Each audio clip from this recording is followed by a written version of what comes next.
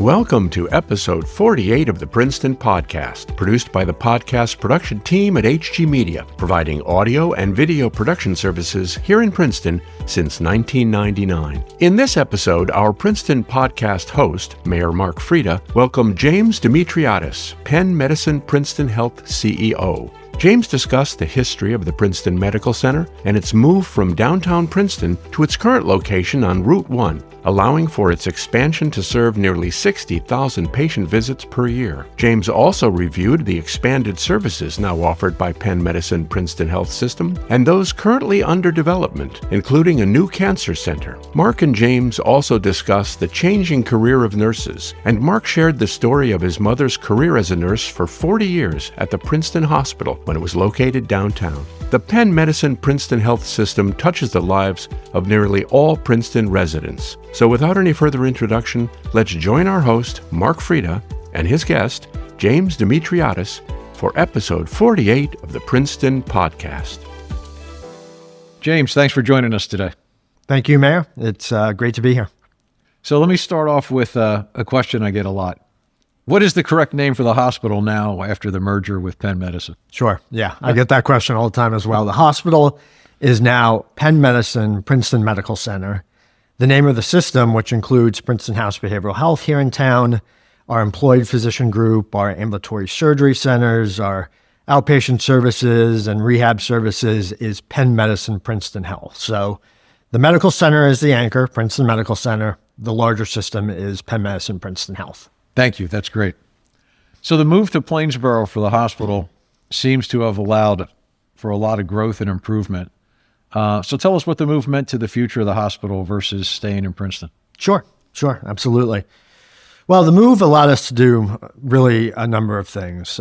First, which I think is really critical, provide each inpatient with a single patient room, which definitely enhances comfort and privacy.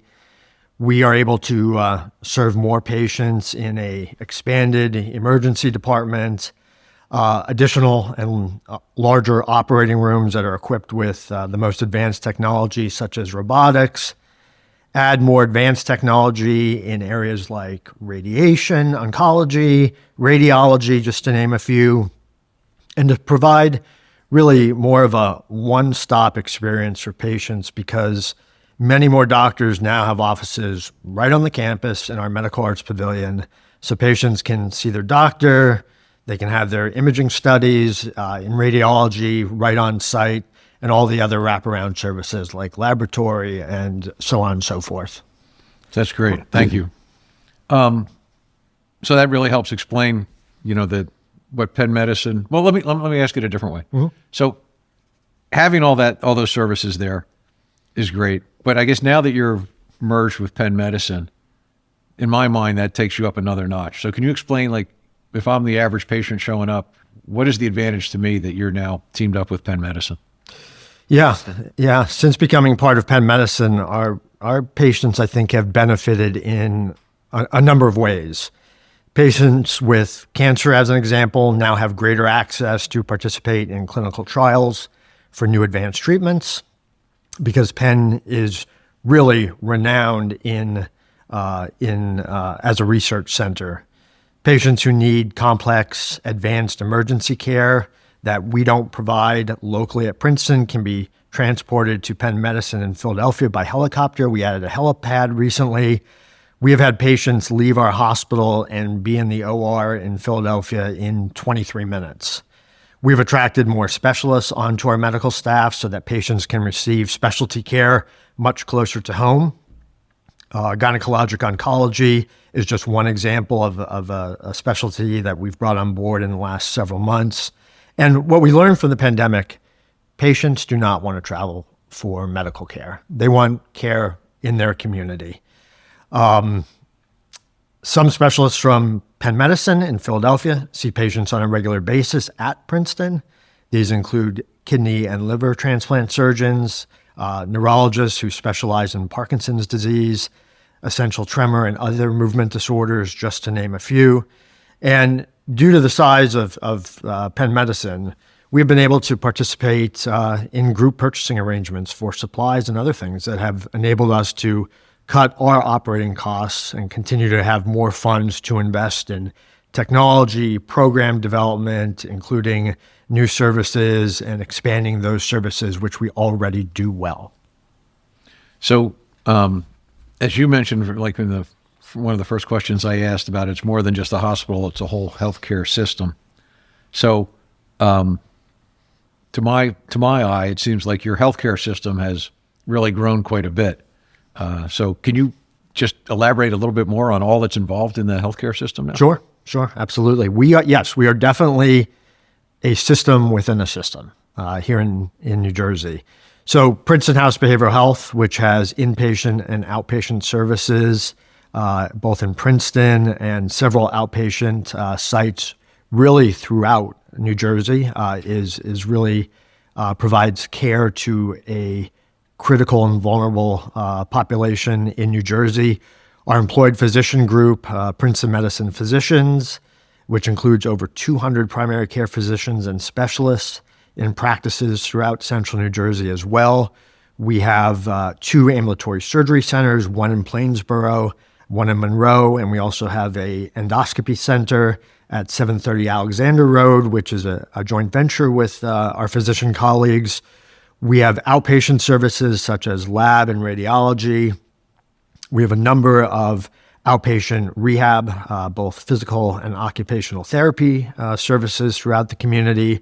Home care and home health aid services are critical to our infrastructure. Our community wellness and engagement program, which provides more than 1,500 screenings, lectures, support groups, and other services each year, both in person and virtually. We continue, despite being part of Penn, we are and continue to be a teaching affiliate of the Robert Wood Johnson Medical School, training medical students, interns, and residents, both on the medical and surgical side. And we also serve as a teaching site for student nurses and other healthcare professionals in training with academic institutions from across the state. Just a small little community hospital. Right, Not much going on here. Exactly. Jeez, oh man. You mentioned how you're in a lot of different communities. Is there more you can tell us about that? I mean, should I just go to the next? Or I think you pretty much exhausted that one. Yeah, I mean, what I will say is that Princeton, we have been really focused, and in our meetings, we've talked about our focus on our primary service area, which is about a 10 to 12 mile radius around the hospital. We've been on our new campus for 12 years, and as we look to the future, expanding out into our secondary and tertiary markets. So we opened offices this year in Hillsborough. We opened an office in Pennington. We opened an office in Lawrenceville. We expanded our presence in Robbinsville. So not only are we focused on certainly the Princeton and Plainsboro proper community, we're definitely expanding our geographic footprint as we continue to grow. Thanks. That's pretty impressive. And I think as somebody that's been associated with the hospital for a long time, my mother was a nurse at the hospital for 40 some years. Yes. So, I like to know the hospital's doing well and growing and doing what's best for people in the region. So let me ask you this one, changing gears a little bit. How long have you been CEO at Penn Medicine Princeton Health now? Yeah, it seems like it was just yesterday when I was appointed, but I've been CEO. It'll be 3 years, March 1st. Wow. Yeah. Boy, that goes quick. Yes, it does go quick. And I think you were in the healthcare system or the hospital, whichever. I'm going to use those terms. Sure. Who knows which one I really mean when I say it? But anyway, you've been there for a while before you were CEO. I've been with Princeton for about 20 years. Yeah. So I really, from a career perspective, and few people have the opportunity to say this, but I've really grown up starting in the finance department at Princeton and have worked my way up through the ranks of the organization. And I've been fortunate to serve in a number of roles, most recently as Chief Operating Officer for several years, and then I was fortunate enough to get the nod to serve as CEO. That's great. I think in your position, having all that prior experience and knowledge has got to be just a tremendous help to you. It is, yeah. And what's kept me at Princeton for 20 years is really the work family, the people in our organization. I think it makes all the difference. It defines who and what we are at Princeton, and that's really why I look forward to getting up and going to work every day. That's great. So, 20 years there at Princeton. So you can't have worked for much more before that because you're such a young man. So, but let's just in case you were at any other healthcare organizations, were you anywhere else before? Yes, I was.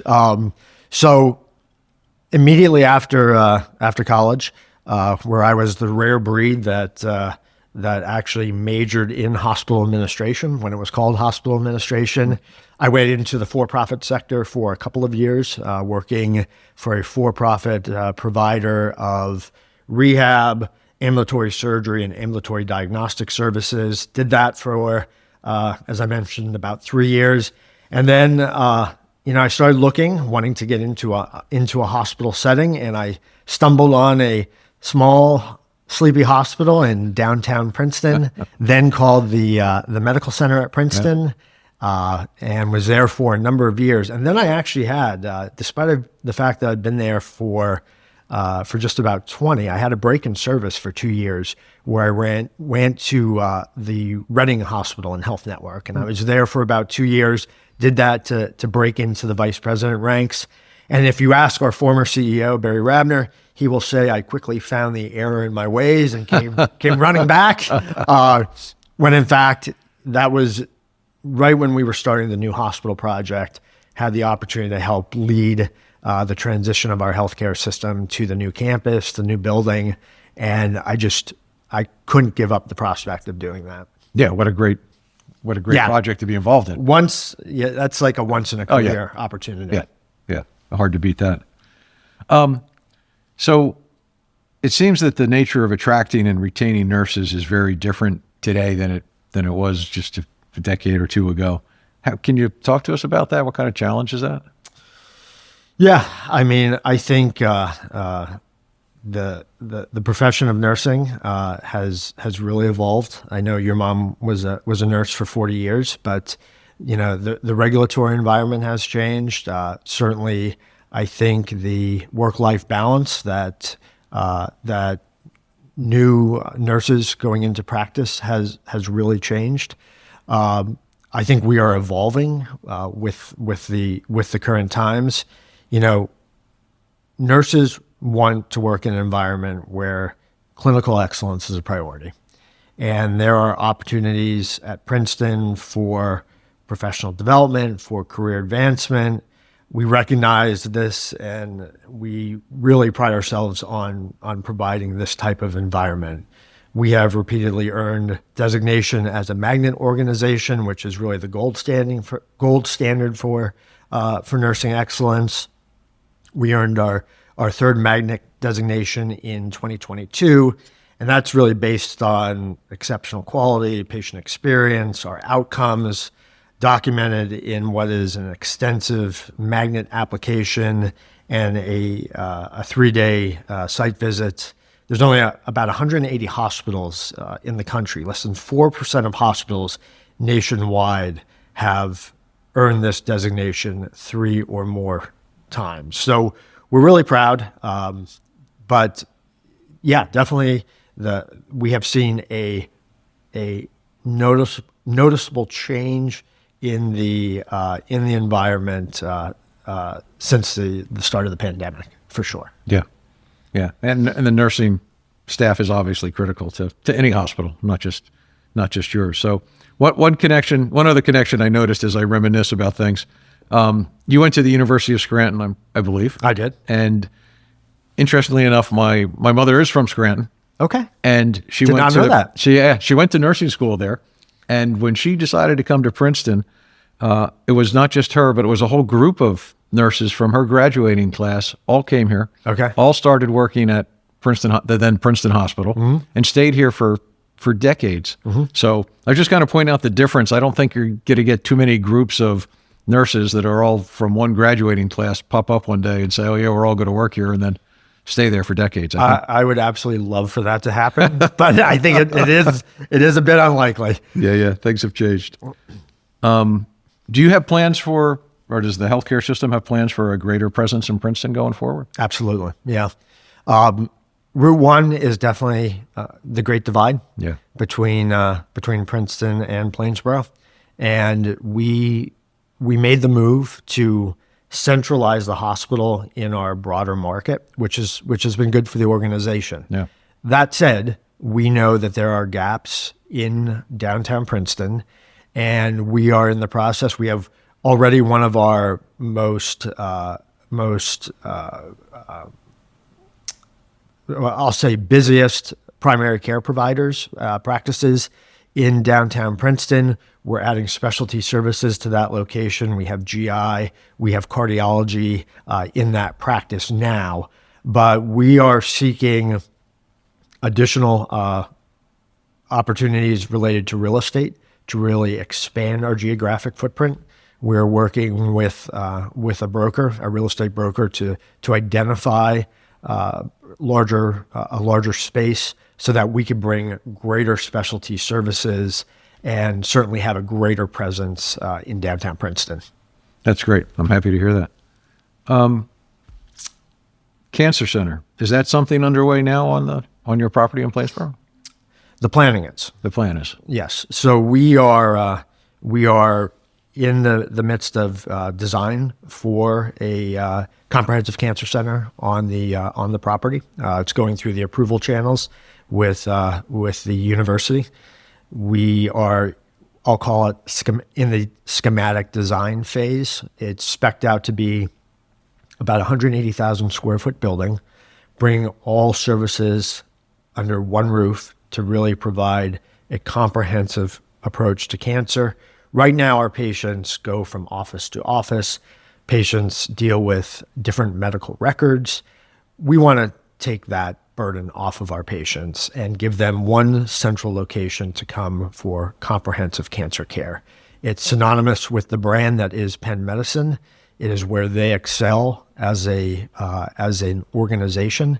So knowing that patients do not want to travel more than 15 miles from their home for care, we think that there is a significant need to provide that level of service to the residents of Princeton and the greater Mercer, Middlesex County areas. Yeah, I think that would be a great improvement for everybody in the area. James, let me ask you another question. So I know that parking sometimes is an issue in town. I can't imagine why, but how's parking out at the hospital? Not good. It is one of our major challenges. So we're doing a couple of things right now. We number our parking lots, and we are right now expanding one of our primary lots. It's called the P10 lot. So if you've spent any time on campus or you drive by, you see a lot of construction equipment, a lot of excavators that are moving dirt around on the campus. So that is going to add surface parking to the campus with a pretty generous hike to our building. So that will likely be primarily for staff parking. More importantly, and what everybody cares about, is we are building a 5-story parking garage on the campus with about 1,300 spaces. That's about a $56 million project, if you can believe that. That has been approved by Plainsboro. So we are in the design development phase of that, working with the precast company to really design how that structure will function. But that finally will bring the much needed relief that exists on our campus for parking. So everybody is excited to hear that news. I'm sure they are. And the good news is, A, you're going to help with parking, but B, the fact that you need to solve a parking problem. Correct. That's a great problem to have. Correct. And by the way, parking will be free. They're critical. Yes, absolutely. Can we talk a little bit about the nonprofit foundation that helps to support Penn Medicine Princeton Health? What is it? What does it do? Absolutely. Yeah, absolutely. So the Princeton Medical Center Foundation was established in 1978 to really financially support and promote the mission of the system, the hospital, Princeton House, all the entities that we talked about. Charitable gifts are applied to the most pressing needs, whether it be for clinical equipment, new clinical facilities at Princeton Medical Center, other operating units like Princeton Health, as I mentioned. Gifts are not used to underwrite simply operating expenses like salaries and supplies. In recent years, gifts included support for the expansion of Princeton House Behavioral Health, the Institute for Nursing Excellence, our women's health program, advanced technology, the new geriatric oncology program, clinical and pastoral education, and the residency program that we have.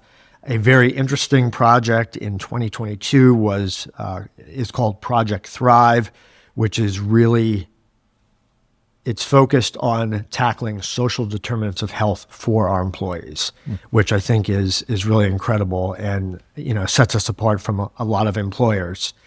And just other areas in which we can expand and we can move forward the mission of the hospital and the health system.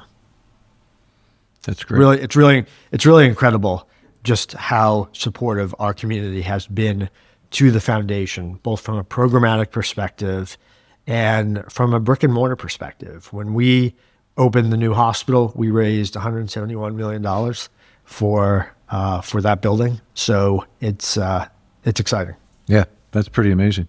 So let's assume that I'm somebody and I have no idea about the foundation prior to hearing you talk about it. How do I support the foundation? What do I do? Sure.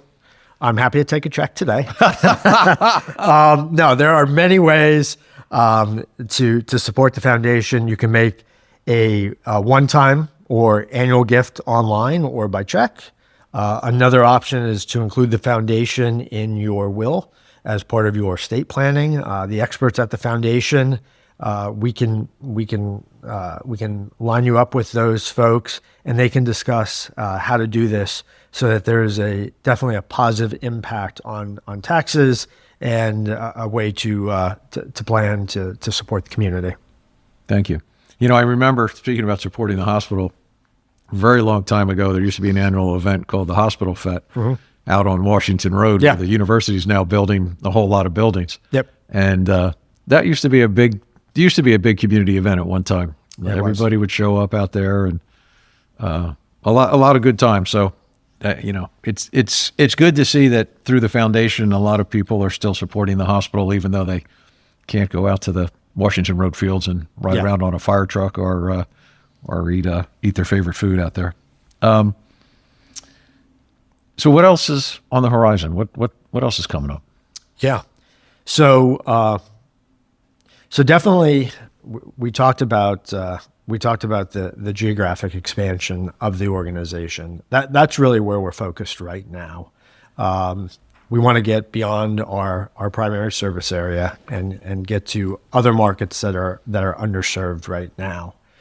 The other area is to really continue to expand the disciplines that we have within the healthcare system. So we want to continue to work extremely closely with Penn Medicine to recruit the best and brightest into the locally into the Princeton system, so that we can expand our program offering. We want to increase the complexity of services that we provide, and in order to do that, it's really being able to recruit the best and brightest into the organization, and also simultaneously work with our local physicians, our private practice physicians, to help them build. We work closely with a couple of different support mechanisms that we have, so that we're not only growing our employed provider network, but we're working with our private practice physicians to be able to organically grow their practices. When they thrive, we thrive. So definitely that's a piece as well. And then I think really a continued focus on clinical quality. We have now been ranked 5 stars from CMS. That just was released in the fall. We're one of 5 hospitals that is a 5-star CMS rated facility. Several years ago, we put a flag in the ground that we will be the quality leader in the region and really define ourselves by the quality of care we provide. So a lot of effort is going into that.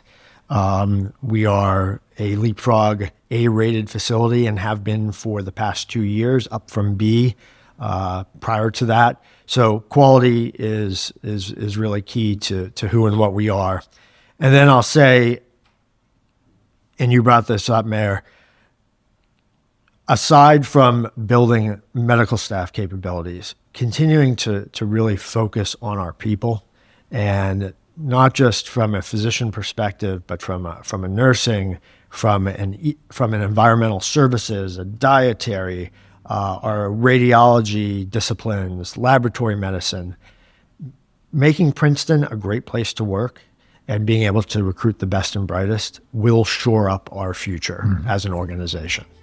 James, I want to thank you very much for being with us today. It was my pleasure. Thank you very much for the invitation. Thank you for joining us for the 48th episode of the Princeton Podcast, produced by the podcast production team at HG Media, providing audio and video production services here in Princeton since 1999. If you enjoyed this episode of the Princeton Podcast, please share it with your friends. Visit our website at princetonpodcast.com and be sure to subscribe to us on Apple Podcasts, Spotify, YouTube Podcasts, Amazon Music, or wherever you listen to podcasts.